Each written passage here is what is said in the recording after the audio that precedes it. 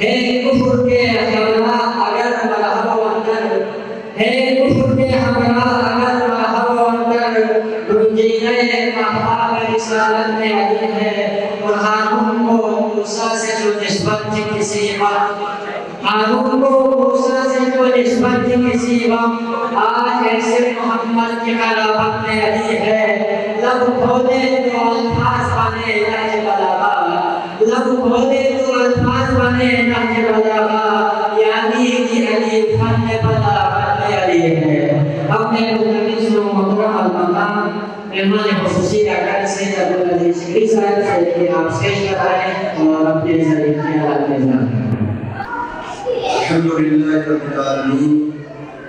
والعاقبۃ للمتقین والصلاۃ والسلام علی محمد النبی وعلی آلہ وصحبہ۔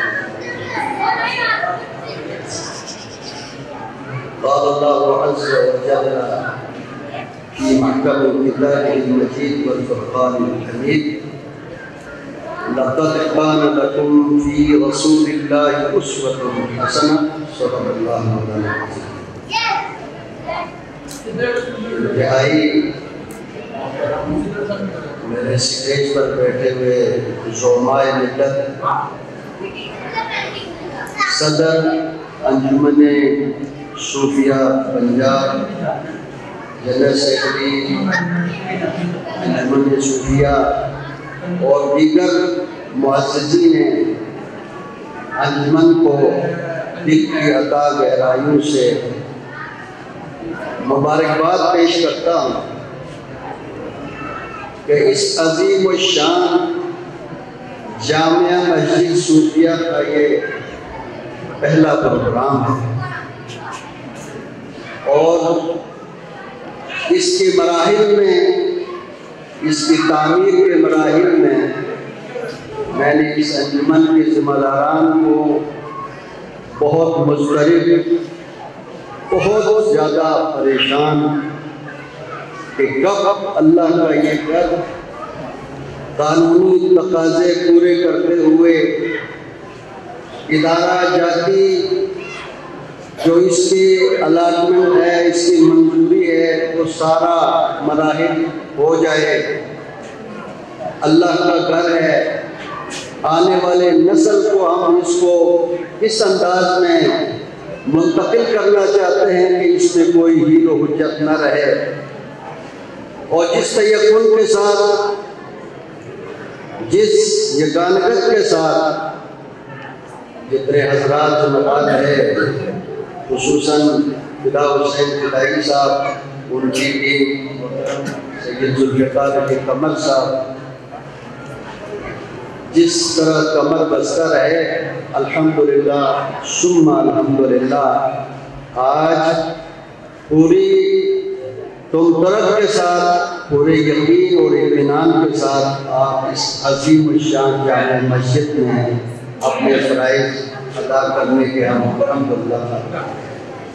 اس طرح ہم اتنا اللہ کا شکر کریں وہ کم ہے۔ مجھے یاد ہے اس 7 والے پلاٹ میں گولیاں چل رہی تھی،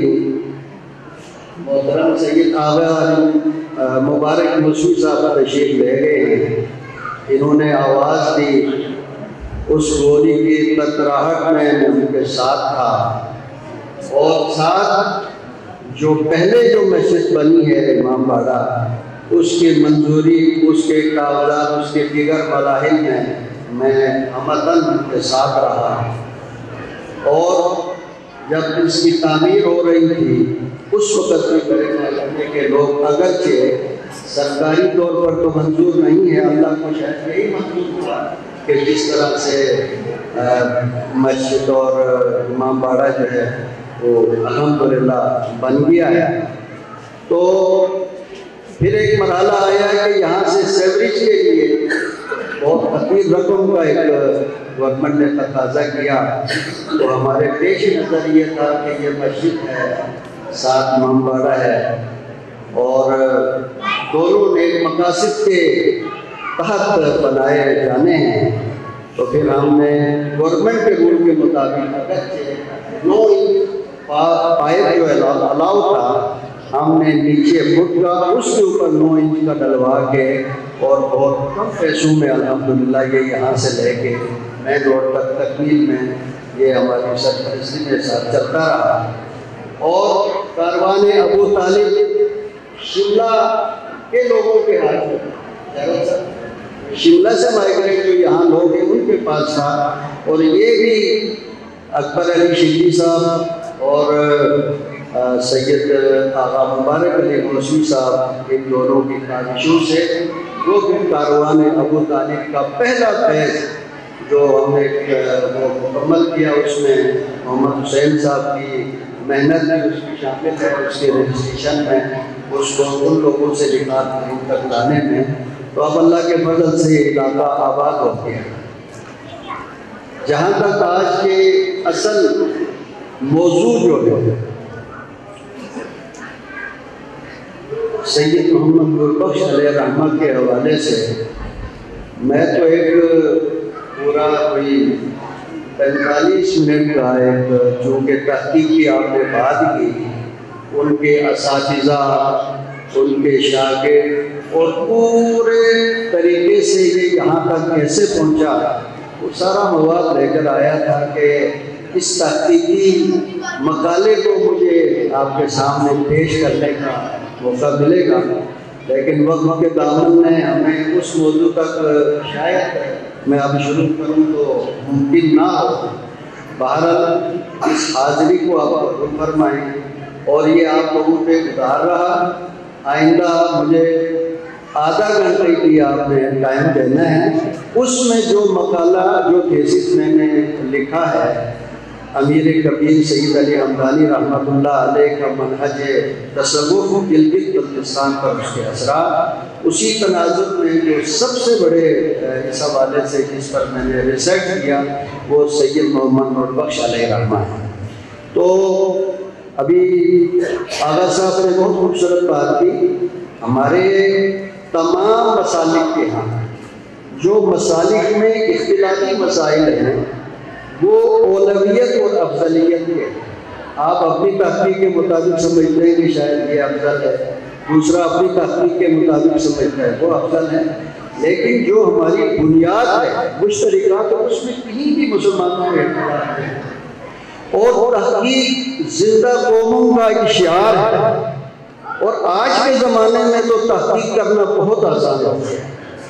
ہر شخص تحقیق کر سکتا ہے، ہر شخص نتیجے پہ پہنچ سکتا ہے، ضرورت سے جس عمل کی ہے وہ خود از خود ذاتاً جب تحقیق کرنے لگے تو اپنے ذہن کو صاف رکھ کے تحقیق کرے۔ ایک آدمی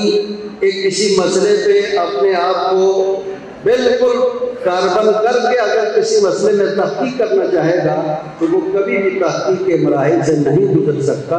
نامعلوم کو معلوم تک لانے کی جو تحقیق کی جستجو ہے اس میں اگر کوئی خالی ذہن تحقیق کرنا چاہیے فی زمانہ تو اس میں میں اختصاراً جو میں تو سارا شجر نظم اور یہ جو بہت ساری چیزیں تھیں یہ میں کہتا ہوں کہ آپ کی جو فریق احمد ہے، اعتقادیات ہے، اور شموئی جو دعائیں ہیں، اصلی جو دعائیں ہیں یہ کتب سیاہ ستہ میں سے یہ سارے لیے گئے، اور آپ کے اماموں میں سے جتنے بھی امام ہیں آپ اس کو دیکھ لیں تو اس حوالے سے وہ کوئی متنازع نہیں تھے، وہ تمام کے ہاں کامل اور اکمل شخصیت ہے، اور اس کو سب نے فالو کیا ہے۔ سارے جتنے بھی آپ مسالک دیکھ لیں سب کے ہاں ان کا مقام بہت بلند ہے۔ اللہ تعالیٰ ہمیں ان کی تعلیمات پر عمل کرنے کی ہمت اور توفیق